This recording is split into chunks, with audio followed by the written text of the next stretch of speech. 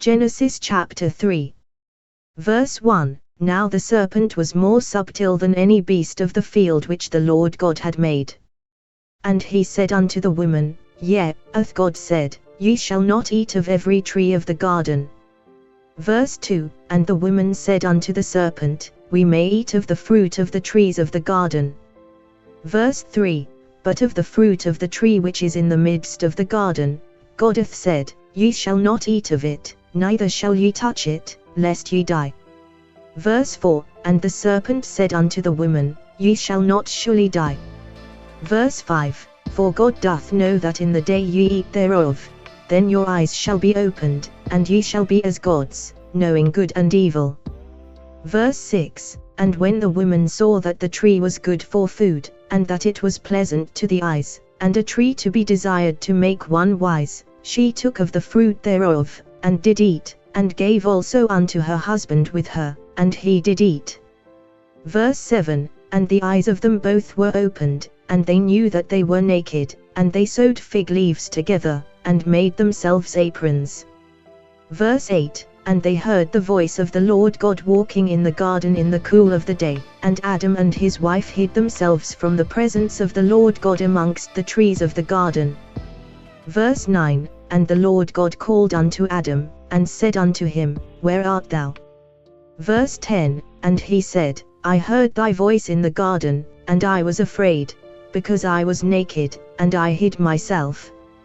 Verse 11. And he said, Who told thee that thou wast naked? Hast thou eaten of the tree, whereof I commanded thee that thou shouldest not eat? Verse 12. And the man said, The woman whom thou gavest to be with me, she gave me of the tree, and I did eat. Verse 13. And the Lord God said unto the woman, What is this that thou hast done? And the woman said, The serpent beguiled me, and I did eat. Verse 14. And the Lord God said unto the serpent, Because thou hast done this, thou art cursed above all cattle, and above every beast of the field, upon thy belly shalt thou go, and dust shalt thou eat all the days of thy life.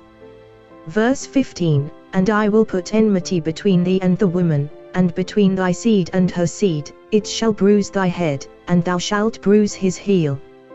Verse 16. Unto the woman he said, I will greatly multiply thy sorrow and thy conception, in sorrow thou shalt bring forth children, and thy desire shall be to thy husband, and he shall rule over thee. Verse 17. And unto Adam he said, Because thou hast hearkened unto the voice of thy wife, and hast eaten of the tree, of which I commanded thee, saying, Thou shalt not eat of it, cursed is the ground for thy sake, in sorrow shalt thou eat of it all the days of thy life. Verse 18. Thorns also and thistles shall it bring forth to thee, and thou shalt eat the herb of the field. Verse 19. In the sweat of thy face shalt thou eat bread, till thou return unto the ground, for out of it wast thou taken, for dust thou art, and unto dust shalt thou return. Verse 20. And Adam called his wife's name Eve, because she was the mother of all living. Verse 21. Unto Adam also and to his wife did the Lord God make coats of skins, and clothed them. Verse 22. And the Lord God said, Behold, the man is become as one of us, to know good and evil, and now, lest he put forth his hand, and take also of the tree of life, and eat, and live forever. Verse 23. Therefore the Lord God sent him forth from the Garden of Eden, to till the ground from whence he was taken. Verse 24. So he drove out the man, and he placed at the east of the Garden of Eden cherubims, and a flaming sword which turned every way, to keep the way of the tree of life. The end of Genesis chapter 3.